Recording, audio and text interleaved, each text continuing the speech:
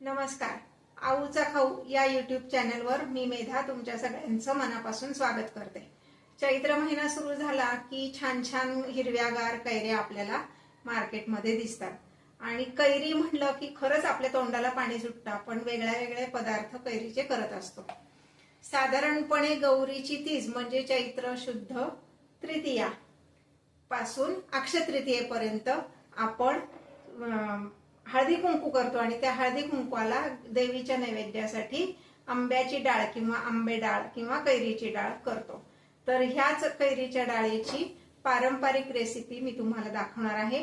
चला तर मग रेसिपी बघूयात. आता मी ही कैरी घेतलेली आहे, स्वच्छ धुवून त्याची साल काढून घेतली. आता ही मी किसून घेते.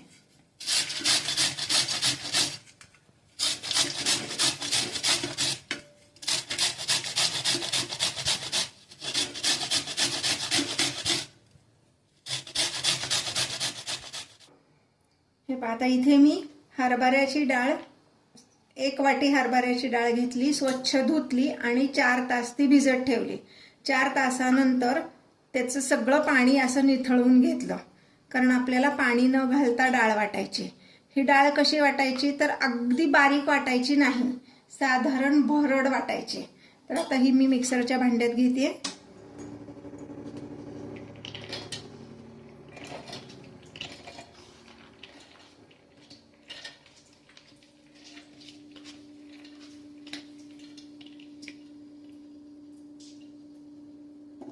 ही डाळ वाटत असतानाच यामध्ये मी 3 मिरच्या घालणार आहे.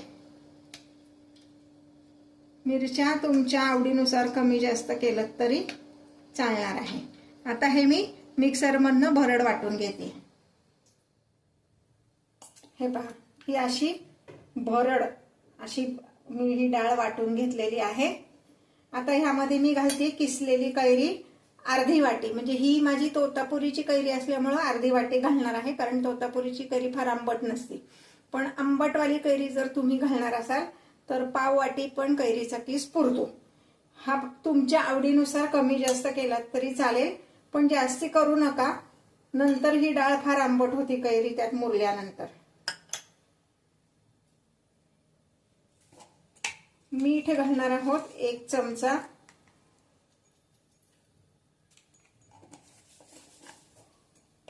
थोडंसं कैरी आणि मीठ हे आधी व्यवस्थित ह्यात मिक्स करून घ्यायचंय.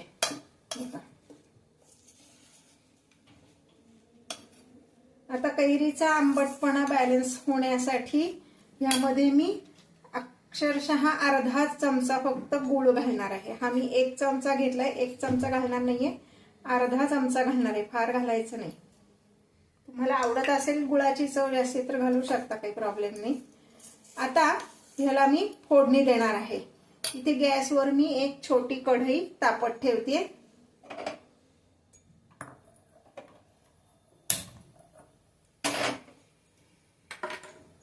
कढई व्यवस्थित तापली की मग आपण फोडणी करणार आहोत.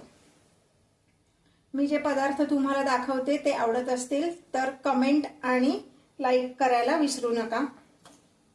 आतापर्यंत जर तुम्ही अजून माझ्या चॅनलला सबस्क्राईब केलं नसेल तर चॅनलला सबस्क्राईब करा, शेजारी दिलेलं बेल आयकॉन दाबा आणि नोटिफिकेशन ऑल असं म्हणा, म्हणजे माझा प्रत्येक व्हिडिओ तुमच्यापर्यंत येईल.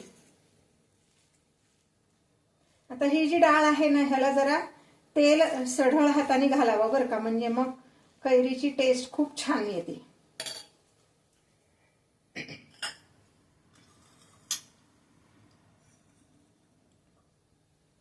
कढई तापली. आता मी गॅस बारीक करते आणि साधारण 3 ते 4 चमचे एवढं तेल मी ह्यात घेतलेले. हरभऱ्याच्या डाळीचा आणि कैरीचा कुठलाही पदार्थ करायचा झाला तर त्याला सढळ हाताने तेल घातलं ना की अगदी यम्मी असा तो पदार्थ होतो. म्हणून तेल भरपूर घालायचं. ही डाळ जेव्हा भिजवणार आहात तेव्हा लक्षात ठेवा 4 तासापेक्षा जास्ती भिजवायची नाही, नाहीतर त्याला वास येतो. त्यामुळे डाळ ही 4च तास भिजवायची आहे.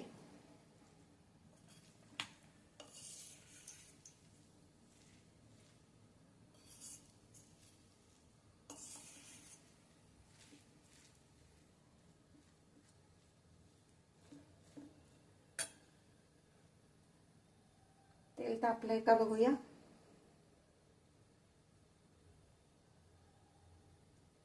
अजून थोडंसं तापायला हवं. तुम्हाला जर दुपारच्या जेवणात डाळ करायची असेल तर सकाळी उठले उठले डाळ भिजत घाला, म्हणजे आपल्या जेवायच्या वेळेपर्यंत आपण डाळ करू शकतो. रात्रभर डाळ भिजवू नका. आणि संध्याकाळी करायची असेल तर दुपारी डाळ भिजत घाला, संध्याकाळच्या जेवणापर्यंत डाळ व्यवस्थित होते. आता तेल तापलेलं आहे, हे पहा. मोहरी घातली की ते तडतडते. मी आता गॅस बंद करणार आहे, म्हणजे काय होतं, मोहरी करपत नाही किंवा फोडणी करपत नाही. गॅस बंद करते. त्यामध्ये 1 चमचा मोहरी घालणार आहोत. मोहरी त्यात घातली की लगेच तडतड आवाज आला पाहिजे. जिरे घालायचे, भरपूर घालायचे जिरे, म्हणजे 1 मोठा चमचा. आणि मिसळणीच्या डब्यात जो चमचा असतो तो चमचा भरून असं हिंग घालायचं आहे.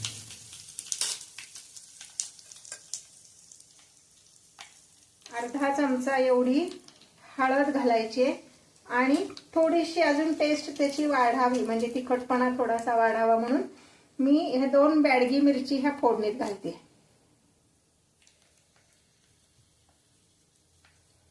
आणि आता ही फोडणी मी ह्याच्यावर घालणार आहे. जरा ती मिरची तळली गेली की आपण ती फोडणी ह्याच्यावर घालूया. अशी फोडणी जेव्हा आपण मिरची घालतो ना तर ती फोडणी जास्ती खमंग होती, म्हणून मिरची थोडीशी फोडणी घालायची. आता ही फोडणी आपण ह्या डाळीवर घालणार आहोत.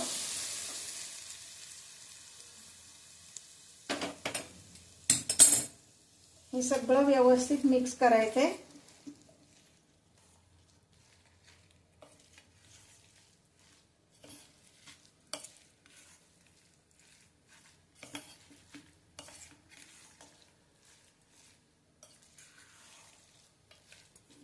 आणि ह्यामध्ये आपण घालणार आहोत कोथिंबीर. आपली आंब्याची डाळ तयार. अगदी चटपट होणारी, झटपट होणारी आणि असं काही जेवतानाच खायला हवी असं काही नाही. मस्त वाटेत घेऊन नुसती सुद्धा आपण खाऊ शकतो. ही आपली आंब्याची डाळ तयार.